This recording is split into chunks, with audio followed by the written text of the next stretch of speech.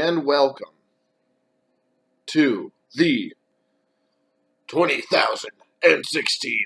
It's not 20,000. That's like way too far in the future. The 2016-2017 fantasy football spoon and milfs lottery draft. All right, to start off, we're gonna have a recap of how last year's season went. Finishing in last place was the ever insightful Nick Hart. After a pretty below average regular season, Nick couldn't find the wins in the postseason, leading him to win the toilet bowl over our second to last person, me, Brendan. Last year sucked. I hated last year, and I'm really ready to get on the road with this year. Fresh new start, Hopefully, make some better decisions. I was the only team last year with double-digit losses, but I found a way to win when it counted. And third to last, we have the ultimate spook, or Jordan. After coming in with a lot of steam and a lot of trash talk at the beginning of last year, that died out once Jordan's season started because he did not have a very good one either. 4-9, not great. Still finished ahead of me, though, so can't say too much. Finishing in ninth place last year, we have the ever insightful Chris Hecht. Free real estate. It's free real estate. Come get your dang land. Chris finished 5-8. Same regular season as Nick, but was not abysmal in the loser bracket playoffs. All right, finishing in 8th last year was Wilson after he started off, if I remember correctly, he started off pretty strong, then fell off very soon once the strength of schedule started to kick up. In 7th place, we had Team Get Swifty, Zach Hated, who finished 4-9, but played great in the loser bracket playoffs. So, I mean, what can you say about this team? Like, they got hot. They wanted to show that they weren't just here to have, just to be ridiculous. So, yeah, hate it. Finishing in 7th. Now we get to the playoff teams. The worst of the best teams award goes to Team Death Eater Lestrange, a.k.a. Colby Hart. Colby, first-year player along with Hate It. Both of them finished around middle of the pack, actually exactly middle of the pack.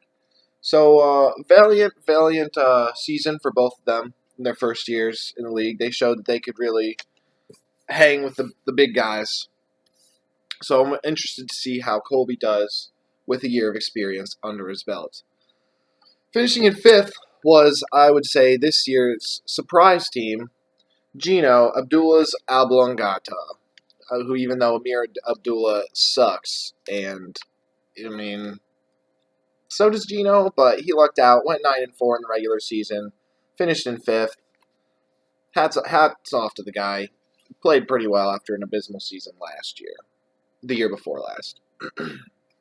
Finishing in 4th last year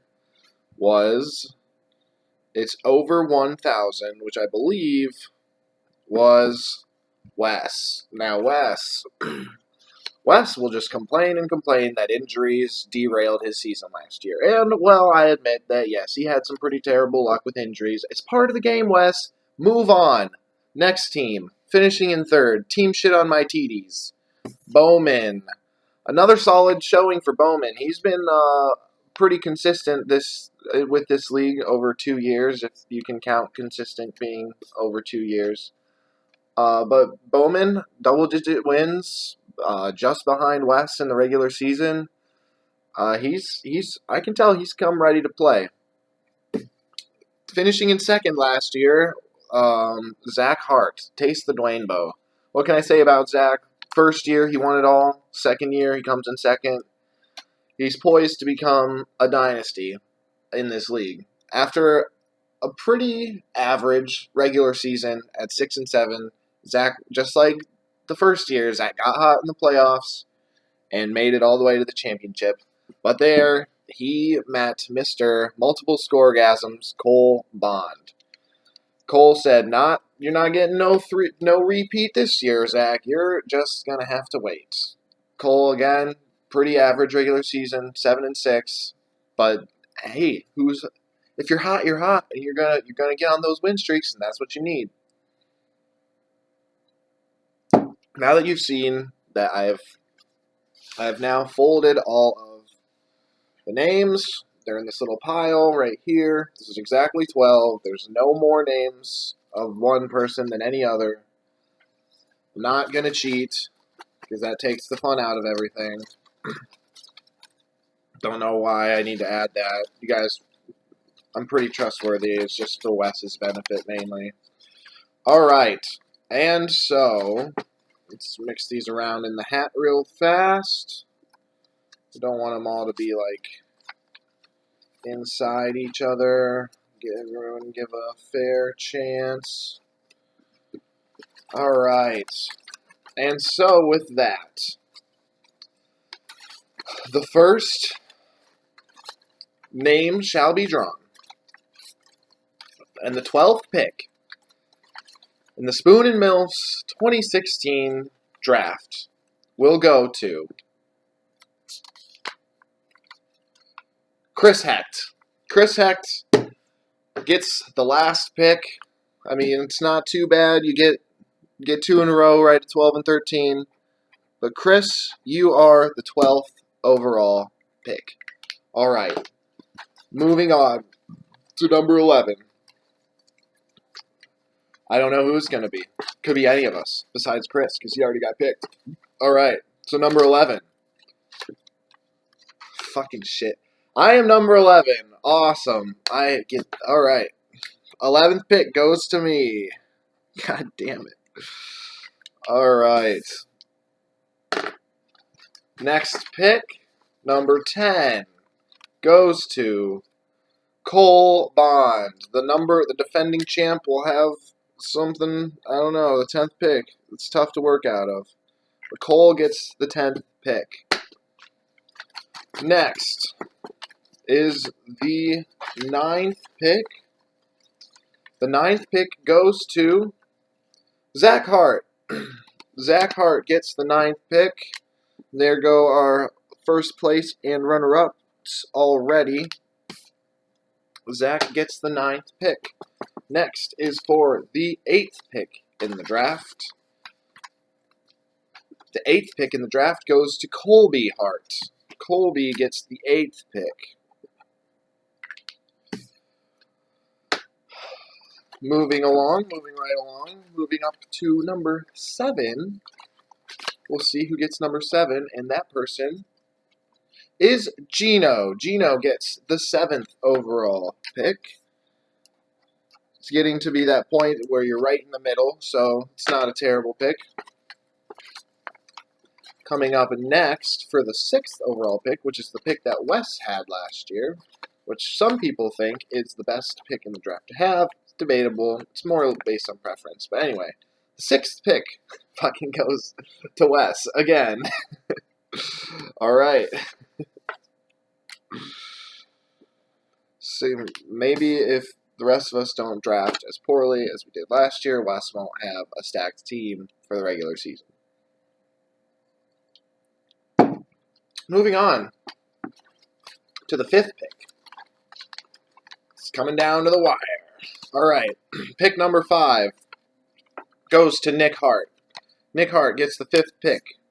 Not too shabby. Moving right along. After Nick, the 4th overall pick goes to Wilson. Last year's number 1 overall pick receiver Wilson gets the 4th this year. Alrighty. There's only 3 people left. I believe it's Hayden, Jordan, and Bowman, I think. So we'll see. 3rd pick goes to Jordan to Kelly. Jordan gets the 3rd overall pick. Now here we go, down to the last two. I think it's between Bowman and Hate It. Second pick goes to Hate It, which means the number one overall pick goes to Eric Bowman. Congratulations, Bowman. I'm sure that you will use your number one overall selection wisely. Let me just write down you have the first, and Hate It has the second. Okay, well, there you have it. The draft order is set. If you want to hear it again from top to bottom, just give me 2 shakes of a rabbit's tail, and I will have things ready for you. Drafting first overall in the 2016 Spoon and Milfs draft, we have Eric Bowman. Second will be Zach Haydet. Third, Jordan McKelly. Fourth, Wilson Corte. Fifth, Nick Hart. Sixth, Wes Chuck It In or Crumb. Seventh, Geno's Forshoni. Eighth, Colby Hart.